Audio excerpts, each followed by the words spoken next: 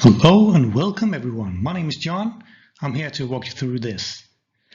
Whether you've led at many events, camps, jamborees, or this is your first time, thank you for being here. Today we'll explore how to lead inclusively and respectfully across cultures in a setting where Scouts age 18 to 24 and ISTs of all ages will be present from all over the world. Why it matters? Well, we are at a global gathering, and that means that language, religion, values, sense of humor, even body language can differ dramatically. But when we're aware and respectful, we create a space where every Scout feels safe, seen, and celebrated. This isn't about walking on eggshells. It's about mindful leadership, and I'll walk you through some practical principles to help you along the way, to help you lead confidently and inclusively. Think about this. This is us, every single one of us. When we are arriving at the Moot, think of us as big icebergs sloping down the hill towards the Moot. We are all showcasing something on the surface. We're looking and we look at this big gathering of Scouts. Everyone has uniforms, scarves, hats, all kinds of symbols and things that we like to use to show who we are. That's all the things that's on the top, what we can see. But what we have no idea about is what is underneath the surface. What makes up the entire person?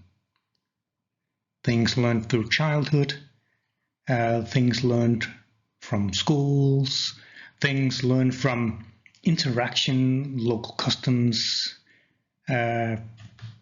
anything. It can be any number of a million things that makes up the entire person of who we are. And why is that important to know? Well, it's important to know who we are. So this is me giving you a task, saying, go draw your own iceberg and think about who you are as a person. What is it that you like to show on the outside, and what is it that makes up the entire person of who you are? This is super important if understanding how to engage with other people. We first need to know who we are ourselves. And it is a task for you. If we want to be respectful and open and inviting to other people, we also need to know who we are. If not, something else can happen. But think of this as a chance. We all have, how to say, well, I'm not going to say that you can discover everything about yourself just in 5 minutes, because we have a whole life to discover who we are. And who we are might change when we discover who we are underneath the surface. What we showcase now will change the more we know who we are under the surface.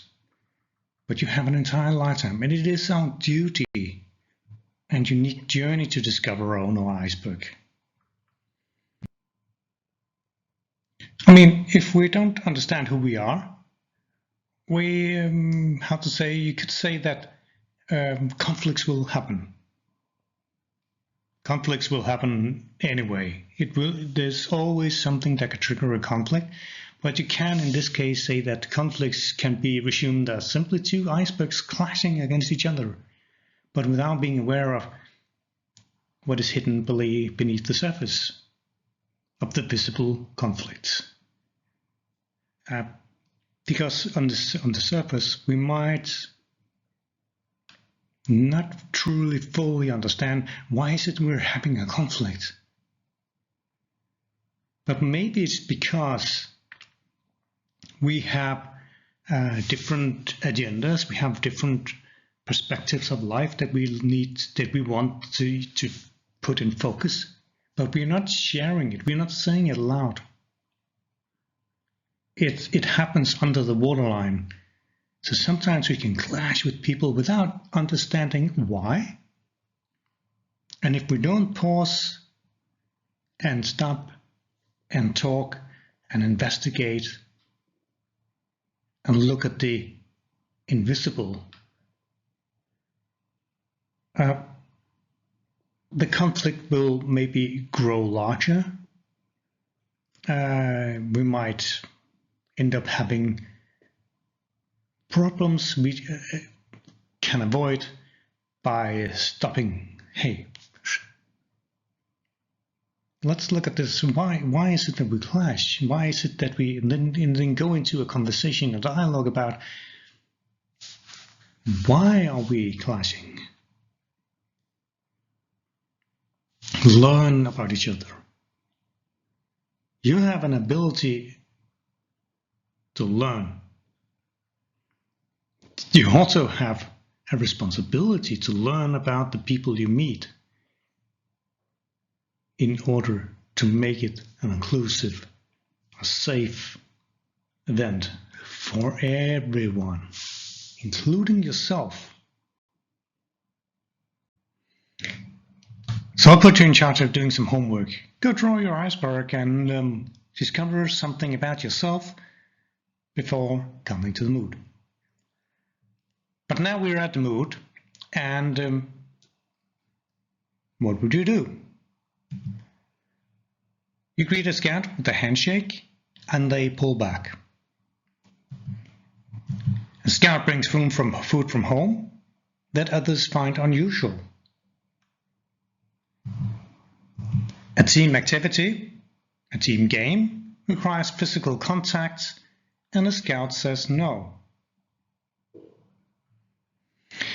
This is your time to pause and reflect. What might be going on in these moments?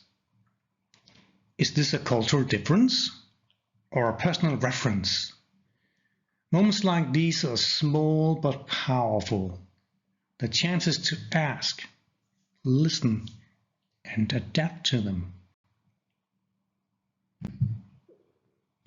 And you have the opportunity to be curious, not certain. Instead of assuming you know someone's background, ask respectfully. Curiosity opens doors, assumptions close them. Don't say for any number of reasons, "Oh, you must be Muslim, right?"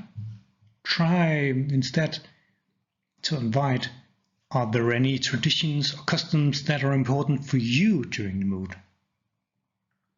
Use open-ended, curious language. Curiosity invites sharing. It tells the scouts, "Hey, I see you."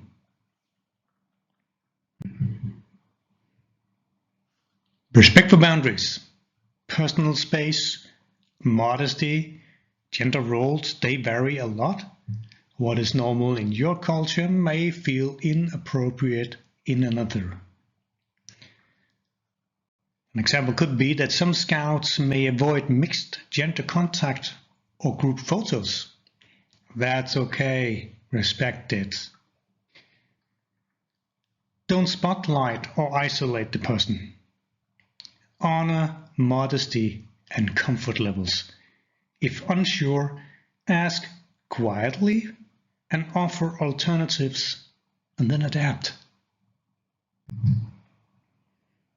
Speak clearly, not casually. You don't need perfect English, but please avoid slang, sarcasm, or insider jokes. Jokes often don't translate, so skip the sarcasm. Keep it simple. Instead of saying, "Hey, that was a killer game," try, "That was a great game." I mean, a killer game. Am I going to die in a minute? Speak slowly, check for understanding, and use visuals if you can. Pro tip: when in doubt, repeat and rephrase Watch faces for confusion or silence. Let's celebrate differences, right? Let Scouts share a song, a greeting, a story from home.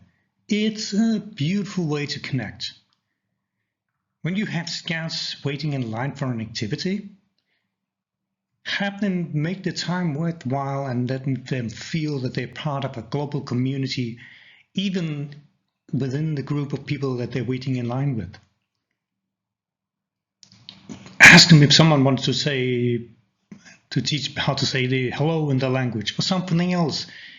Discover the fun of learning languages with people in a safe place like that.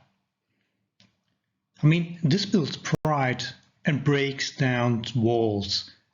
Show you're not just tolerating differences, you're embracing them. This isn't about checking a box, it's about genuine interest. Handle those mistakes with grace. We are all going to make cultural mistakes, even me. What matters is how you handle them. An example could be that you mispronounce a Scout's name.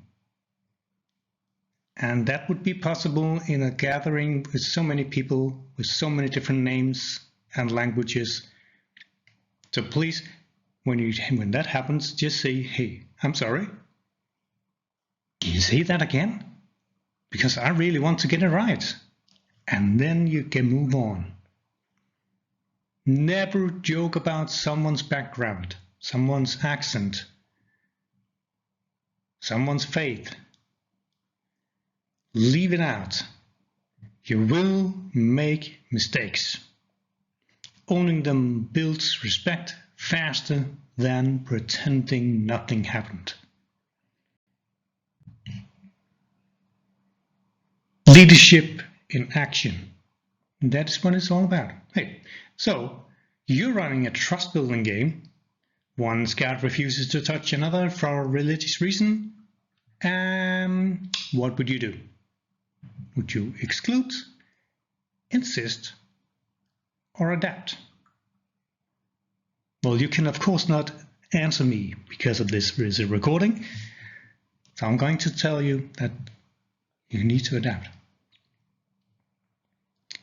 You could, if possible, if there's an alternative that they're comfortable with, change. Maybe switch to a verbal game. Because respect goes further than rules. It does. Respect first. Inclusion doesn't mean everyone does everything. It means everyone feels safe. So you have, in fact, the opportunity not to change the overall activity, but you have the possibility of making small adjustments within your games and activities so that you can include everyone. If I wrote an activity and I forgot to put in an alternative version in terms of we have people who didn't want to go into the water, and you feel that you can contribute with that, and then the overall learning objective of the activity is still kept. From my point of view, adapting to that is more important than sticking to the plan that I made 100%. You set the tone. I mean, as leaders, we model what respect looks like. Our energy sets the tone. Ask yourself, did I include everyone? Am I aware of cultural needs? Have I made space for difference? Before you lead an activity, ask yourself these things. Is this welcome? Is this welcoming to everyone? Can I adjust if needed? Being flexible and open-minded is more important than being perfect. Said it. Thank you. I mean, your leadership truly matters. So let's make this Moot a place where every Scout from every corner of the world feels they belong. Thank you for watching. Stay curious, stay respectful, and lead with the heart. And if you have any questions, you're always welcome to reach out. Keep scouting.